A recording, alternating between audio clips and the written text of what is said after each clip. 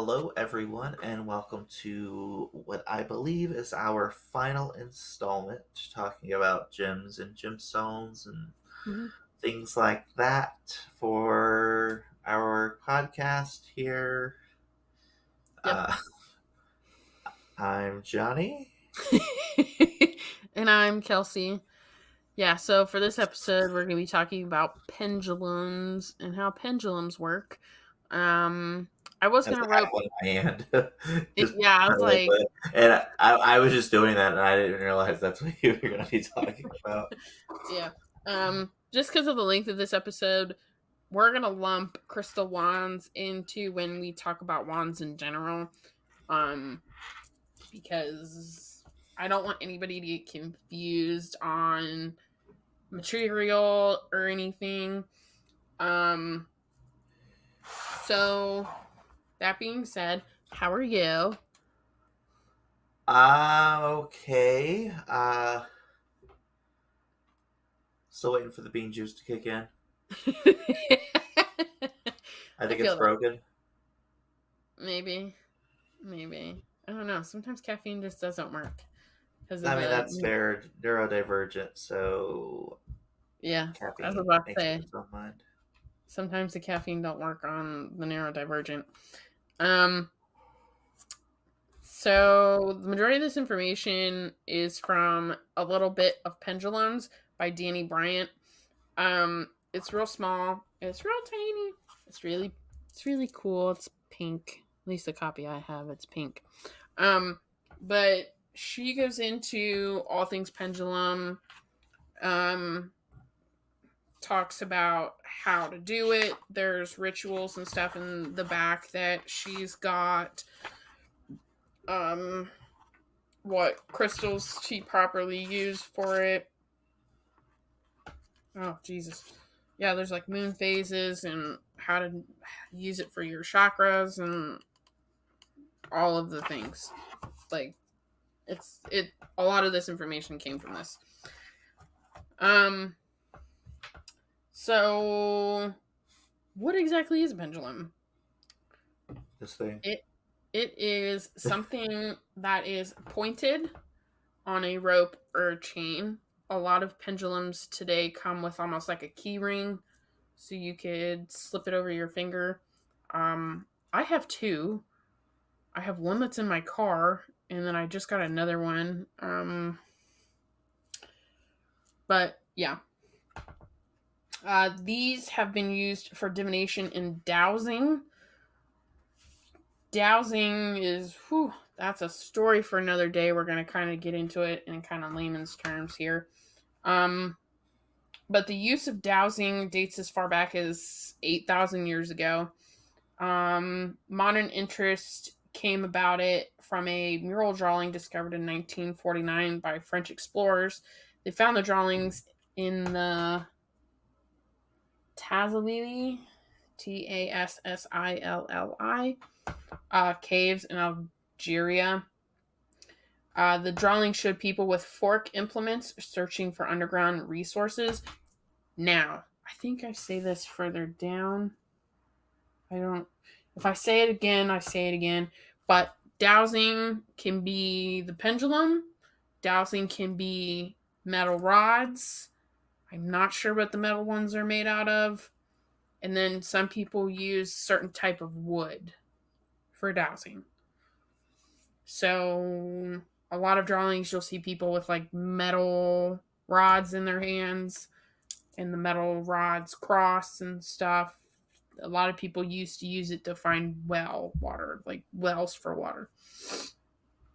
Um, so there's evidence all over the world that dowsing was used quite regularly. There's evidence in Greece, China, and Cairo. There's a lot of evidence in the Cairo Museum.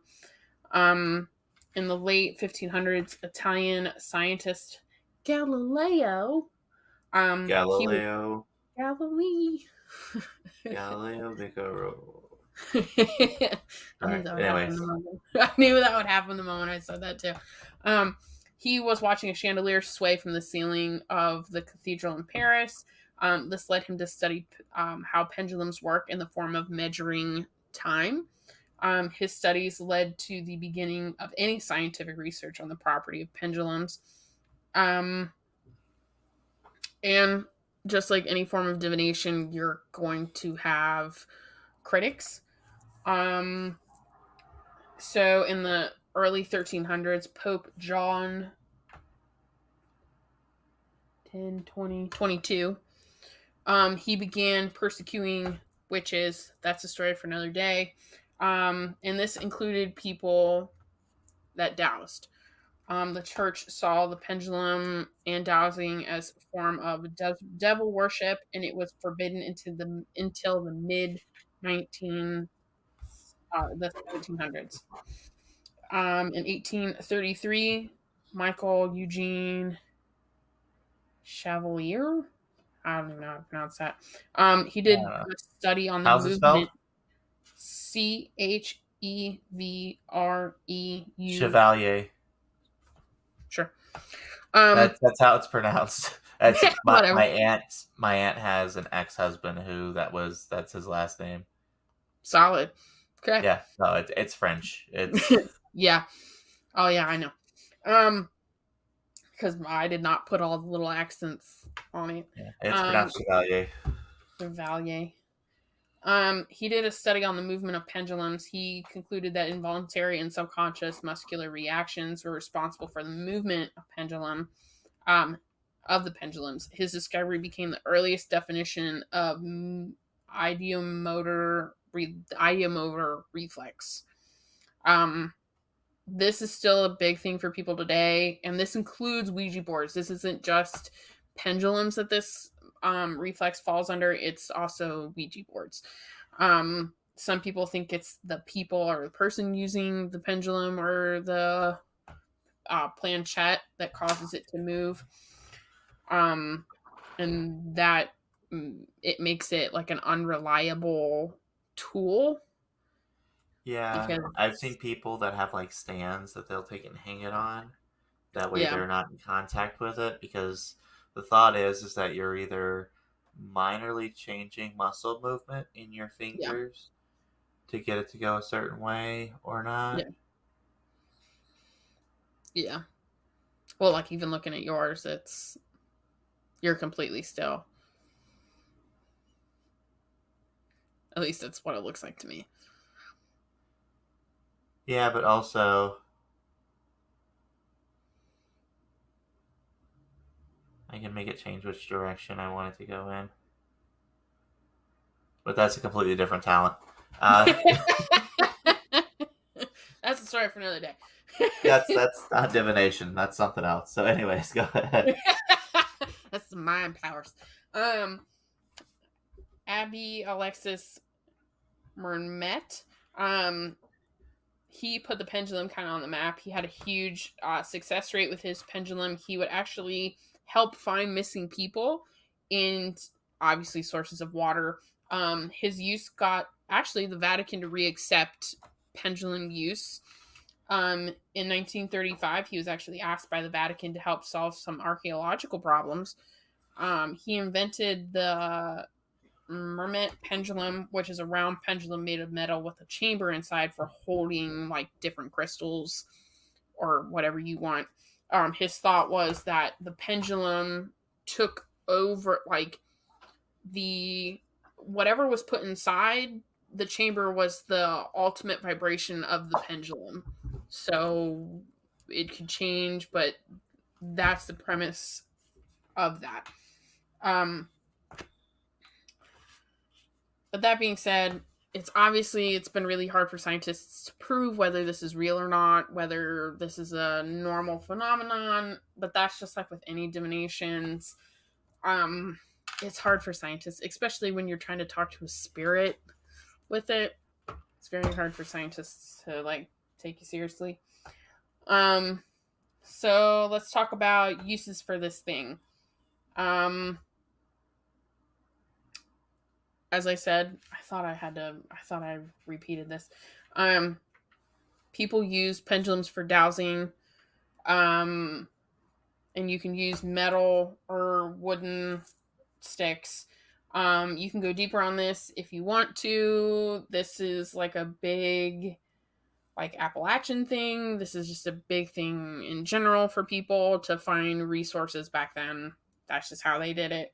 And it was to find majority of the time it was to find water, but you can find anything you want. Metals, crystals, oil, you name it. If it's in the ground, you can find it with a dowsing rod if you set your mind to it. Um, the one example of this was during the Vietnam War. The pendulum was actually used to find underground mines and tunnels in France. And this is still popular with certain Reiki healing. The lady that wrote the book, I took a lot of this information from. This is what she does with her pendulum when she's doing Reiki healing for people. Um, but in France, the pendulum was used to find illness inside the body. Rad I don't even know how to pronounce that. Radiesthetsia.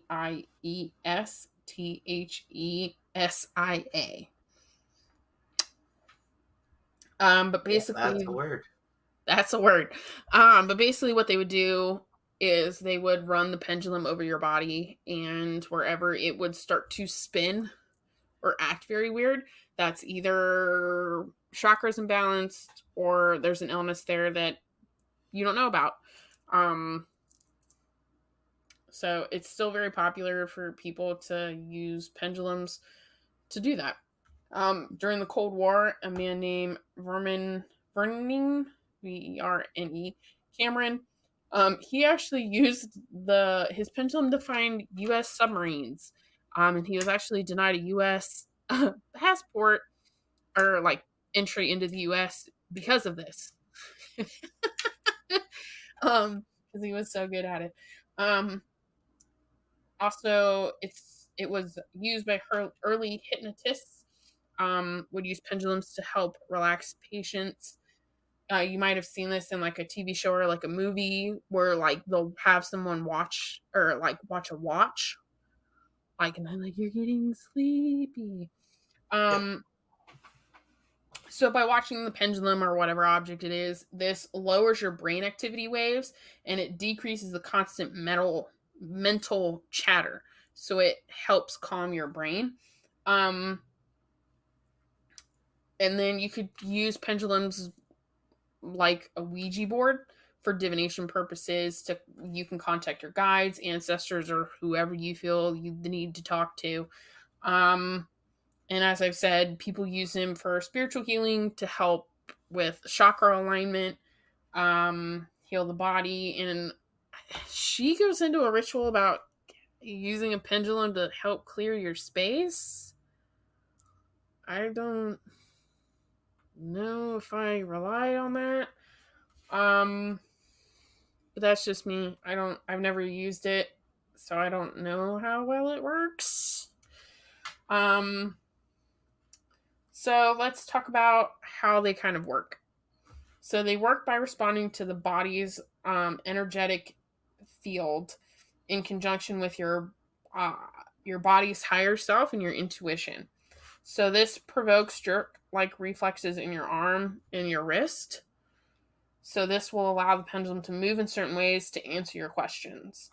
The movement in your arm and wrist is called the ideomotor reflex. And this is what people have a hard time believing that you're not doing. This means that the muscle in your arm, they're moved by subconscious activity in your brain. So by asking your question, your energy field is responding to what your higher self already knows subconsciously. You are not aware consciously because we've been conditioned to close off our intuition and use the radical part of our brains. Scientists have even studied the concept of the pendulum swings. The pendulum swings because of the Earth's electromagnetic field, um, which is how they work in clocks, apparently. Both theories are based on the vibration of our energy fields, and the pendulum is basically the transmitter and moves accordingly. It gets energy, it's energy from all around us, like your aura and all that jazz. Um, so to make sure you're getting the right answers, you need to make sure that you're relaxed, you're not stressed out, um, type thing. She goes into a lot of like intuition and like she calls them the clairs, like clairvoyance. Um, we'll be doing a whole episode on like different types of psychics and clairvoyance and stuff, so we're really not going to go into that. She kind of goes into a lot. There's like a good couple of pages of like the clairs, as she calls them. Um, so how can you use this in like your everyday? So you can sit with your pendulum and you can ask everyday questions, very simple questions to start out. Should I buy this shirt, or should I buy, if you're questioning whether you should buy whatever thing, get that thing out and ask, if should you have XYZ for dinner, or should you go out this weekend, or you can literally ask whatever you want. Um, by asking these very simple questions, this is a great way for you to bond with your pendulum. It does take some people time to bond with their divination tool, whatever that tool is. Pendulums are not for everybody. You can also use it to help you get into a meditative state. So just like being hypnotized, you can swing it and watch it. As this will help you focus and your mind will relax. Some people can't meditate like normal with like breathing exercises and stuff. So if you're having a hard time meditating, this might be for you. Yeah. Might be a different way for you. Some people need music in the background, like chanting or drumming or something to meditate. Maybe this is up for you. Um, and you can use them as a form of divination, like tarot cards, runes, tea leaf reading, whatever. But don't start asking biased questions like, will I get pregnant this year? Like major life decisions. Don't start right off the bat asking those. Start small, work your way up to the bigger questions, because they're going to be biased because it's what you want to hear. And sometimes Yeah. you need to hear what you don't want to hear. Um, I mean, I would start out with like asking, should I apply for that job? If you're questioning whether you should leave your job.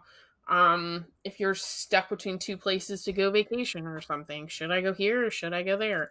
Type thing. I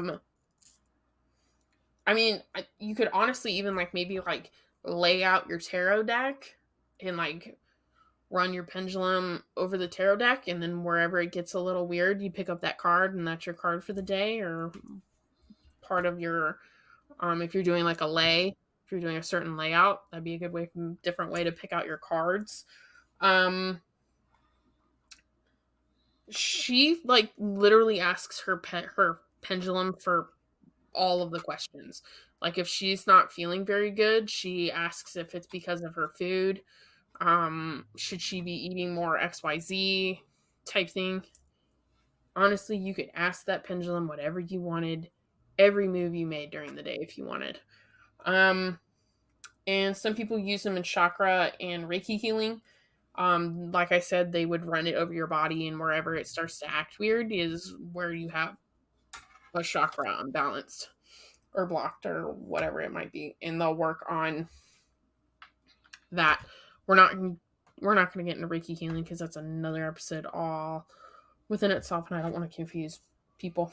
And then it's also a good way to connect with your guides, your ancestors, or um, whoever you want to connect to the other side. But you're going to mainly ask yes or no questions, and through those yes or no questions, you're going to narrow down what you want to know. So you get a more structured. And then she talks about like I said, to like cleanse.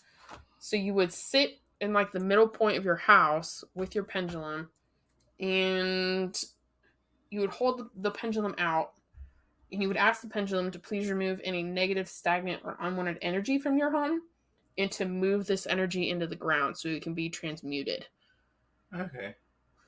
So that way, when it comes back in through back up, it's been transmuted from negative to positive energy. I've never done work with pendulums, so I'm not sure how accurate this would be. I'm not sure. I get the concept they're going for here, though. I think so too. Um, and then you can also use it to connect to animals. Ask your pet questions because obviously we can't talk to them. And you can do the same thing, run the pendulum over their body if they're kind of being sick and you're not really understanding it's what's going on. You can do the same thing with that. Wherever it gets a little weird is where they're having problems. Um, Again, not real sure how accurate it is. She also, and this is going back to the food thing. Um, you can run the pendulum over your food to see how fresh it is and ask if there's like something in it that shouldn't be. So like if it says it's organic, you can go, well, is this organic? Type thing. It says there's no pesticides, but are there pesticides? Type thing. Um, I don't think this is questions you should be asking your pendulum. Honestly, I think this is information, research information that you just need to be doing in general. Um, because I just think it's normal, or not normal, but within your knowledge as a human Yeah. It to well, it comes down, in my opinion, this is what it does. It comes down to one of those things of your with any type of divination, one, your intentions can give you false answers. yes, And because your hopes and desires can overpower the readings, which is why it's always yeah, best to you know do readings and stuff for other people over doing them for yourself, or have someone do them for you. Preferably yeah, someone who doesn't know you too mm-hmm, well, to get the most accurate answer. And two, uh, and this is I've kind of always felt this way, but this is a very I don't know. There's depending on who you ask on the mindset of this, but I don't feel like you should just use any sort of occult or magical practices for every freaking thing. mm-mm. I Like, feel the same way. yeah, you should take it and actually like look at it or delve into it or look for other options for answers, because there are so many answers in the world, and you shouldn't just take it and you know go automatically to magic as a fix all. Yes. Well, and I also think that um, you need to take any divination with a grain of salt, too. You know, don't take it completely at face value. You need to really take that with a grain of salt, type thing. Um, because it honestly, how she was kind of making it sound was like pendulums are like the magic 8 balls. You know, like not sure. Let's go ask my magic 8 ball.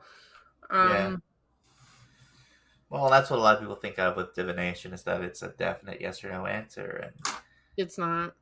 there are a variety of possibilities there. Yes, yes. When I think I see divination as more of like a guide. Yep. It's there to help you when you need it. Um, Especially if you're kind of stuck and you're not really sure where to go with what. Um, that's how I kind of see things. That's how I kind of have always seen it. Um, it's there to help guide you. It's not a complete like word for word guideline. They're not rules. Oh, because I pulled this and it said this, I need to do X, Y, and Z. Well, that's not necessarily true. It's more like a Right. broad generalization, and it's guidelines. They're not rules. It's You have to take it with a grain of salt. Um, Now let's get into different types of pendulums. You have like a looks like a metal one. I can go get my crystal I one. have a whole and I just happen to have it on my desk because. So what I did is I had several different pendulums that I turned into earrings. Oh, okay. That way I can take it and like take them with me, and I'm like to accessorize and blah You blah do. blah. But no, that way I can take it. And if I ever need one, I can literally just pull it off, and it's not like I'm ruffling through pockets and stuff. Uh, Okay. but no, I have several different types. I have an amethyst one, a tiger's eye one, an adventurine one. So it's uh, Gotcha. yeah. Um, so she talks about different types. I have a rose quartz one, and I don't remember what the other one is. Um, so the teardrop inverted, that's what a lot of people have. That's your classic, teardrop pendulum that everyone sees. And then the chambered or the Muret one, um, where you fill it full of stuff. Well, that's what the metal one I have is, where you can. There is actually a pocket inside where you can fill it full of stuff. Hmm. Caged pendulums. They're typically open so you can see what's inside. So it's the Merit, the chambered one, but with windows. Huh. Um, Gonal. So you got a pendulum with 6 carved sides, similar to the teardrop, but it's just a different shape in general. I have no idea how to pronounce that. Sephoron. It's a round sphere with a point at the bottom. Like it's a round sphere, and then there's a metal point or something at the bottom. Um, this is very sensitive vibrations due to the metal point tip at the bottom of the sphere. 12-sided healing. It's hexagonal. In a way, I guess. Merkaba. It's a complex shape based on sacred geometry. Merkaba. Um, yeah. So I mean, there's different types, and you can get different crystals depending on what you're going for and what you plan on using it for. Because in she talks about um how to cleanse them and how to clear them. It's the same way with any crystal or anything like that. And we talked about that in the first episode of this series, how to cleanse and charge things. Very similar with your pendulum, and I think that's with any divination tool. Um, Yeah. I prefer to smudge my things, but that's just me. Um, and then she talks about programming your pendulum. Again, I don't know how to do that. I've never done these things. I don't know if it's something you have to do.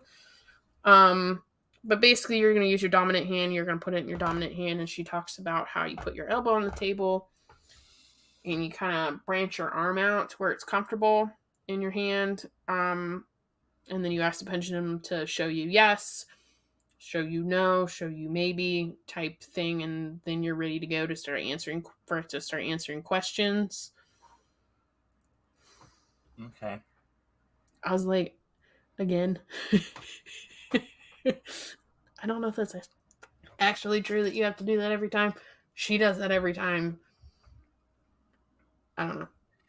I mean, I think it'd be good to like get into a habit of something just because it's a magical mindset, but I don't necessarily think that it would be should be required or is required. And I think Yeah. there are plenty of options out there to do things differently. Yeah. Yeah. But that is all I have for this. I will include the name of the book in the show notes, and I will make sure I put it up with the episode. It is really small. It's really cute. Um, type thing. It is. It's so cute. Um, but yeah, that is pendulums. It's just another way to use the Ouija board. Honestly, you could probably use it like a planchette. I've seen people that do that sometimes too, where they've got like a pendulum Ouija board type thing. Yeah, that's like a little mat that gives you yes or no answers, and Yeah, yeah, I've seen that more than once. Um, I have a weird thing about that sort of stuff. Because you got to be careful who you're talking to. Um, let's read some cards. Yes. Let's read some cards. So I pulled from my deck. It is the Ten of Candles, which is the Ten of Wands. Mm-hmm. So, if my phone will cooperate. So, keywords: accomplishment, responsibility, and burden. At the Ten of Wands, we see a accumulation of the passion that the wands ignited in you. You faced so many challenges to get to this point. You've sacrificed much in order to get to this point. At the end of this journey that you've set off on, you find yourself carrying all the responsibility. To be at this point and to move ahead, you will need to learn how to bear this burden. Where the wands give you the spark of willpower, it left a bright blaze. From the foundation that it's built, there is much work ahead. This card's lesson: I can differentiate between my responsibilities and those of others. Okay. And I got the Prince of Cups or Knight of Cups, depending on what deck you're using, because they have a number of different names for this card. Because of course it's a cups card, and we like to pull cups here. We do. Uh, We mine do. was reversed. I know some people don't do reverse readings, and I've said this before. I do. Yes. So when reversed, this card appears. Uh, when this card reversed appears in a tarot reading, a creative project is emerging, but you are not ready to act on it just yet. You may spend most of your time dreaming up what possibilities or how wonderful it will be when it comes to fruition, when it can be, or while it can be enriching to be in the dreamy idea phase for a while, the plan you will not come. Huh? The plan will not come into being until you take action.